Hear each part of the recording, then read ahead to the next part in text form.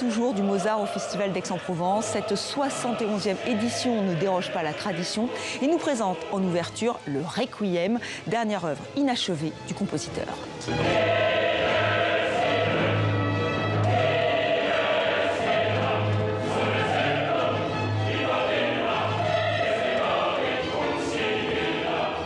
Cette messe pour les morts a été écrite et composée pour être jouée dans des églises.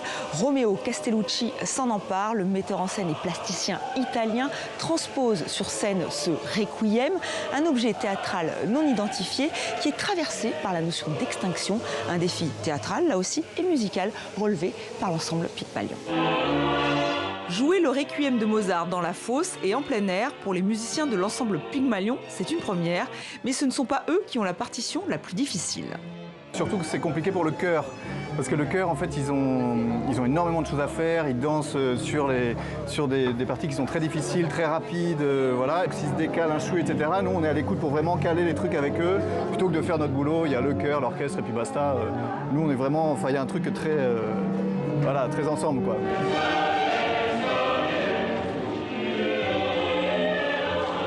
Les choristes ont dit oui à Romeo Castellucci, le metteur en scène. Les voilà donc chantant et dansant ces ballets inspirés du folklore des Balkans, ce qui est déjà une prouesse en soi, mais ils n'étaient pas au bout de leur surprise.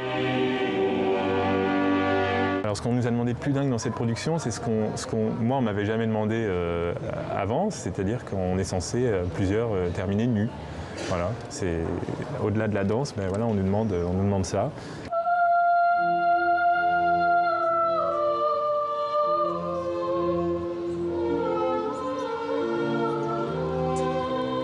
Ce Requiem, c'est aussi un montage musical inédit. Des chants grégoriens et d'autres musiques de Mozart ont été rajoutées.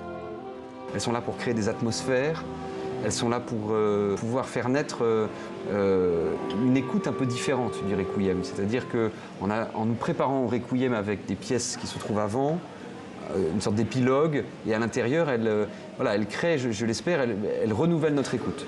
À la musique de Mozart répondent les images de Romeo Castellucci, lui qui a fait danser des machines ou qui a fait jouer un taureau, clôt ce Requiem avec ce face-à-face saisissant.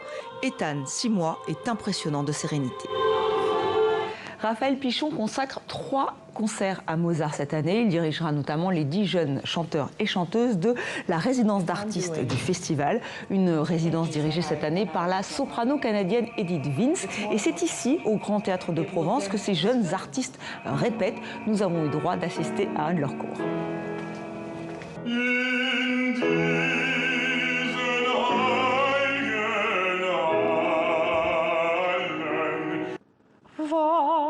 And I would like Votram, and there you are. Start in the back and go around. Ooh!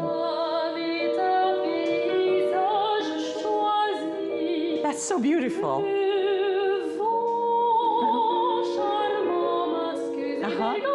Good. Difficile à croire et pourtant la Tosca n'a jamais été donnée au Festival d'Aix-en-Provence. C'est Christophe Honoré qui met en scène cet opéra mythique de Puccini. Le cinéaste français s'interroge sur le statut de la diva, de la prima donna et convoque sur le plateau toutes celles qui ont interprété ce rôle iconique. Avec lui, la Tosca se dédouble, une œuvre spectrale.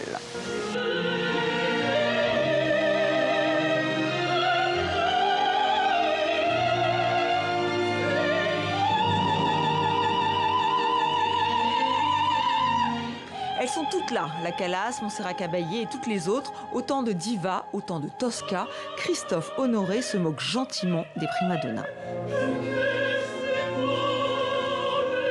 Si vous accueillez Catherine Deneuve sur un plateau de tournage en disant la diva Catherine Deneuve, elle va tout de suite venir vous voir en disant ça non, quoi, comme si vous vous moquiez d'elle. À l'opéra, non. Les chanteuses ne détestent pas cette déférence-là. Il y a une déférence, il y a un protocole à l'opéra. Maestro, en parlant du chef d'orchestre, il y a comme ça une espèce de langue. Il a demandé à Catherine Malfitano d'incarner une diva vieillissante, murée dans sa gloire. La soprano new-yorkaise est une légende vivante, elle fut une Tosca mythique.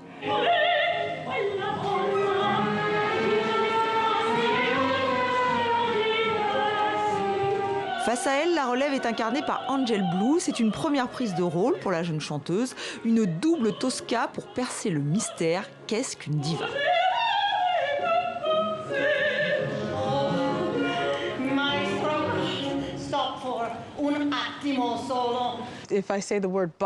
Si je vous dis boss, est-ce que ça vous parle?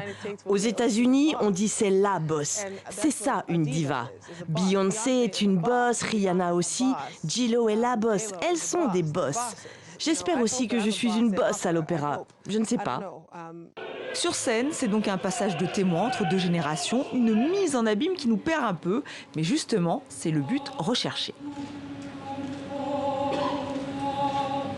Il y a un côté infantile comme ça, souvent chez le spectateur d'opéra, où il veut revoir toujours la même Tosca, il veut revoir l'église du début, la peinture, et il verrait 10 Tosca comme ça. Il est content, comme un enfant qui veut qu'on raconte toujours la même histoire le soir et qui veut surtout pas qu'on lui la raconte autrement. Mais nous, évidemment, en tant que metteur en scène, ce qui est intéressant, c'est de ramener de la vie là-dedans, de ramener du doute, du mystère.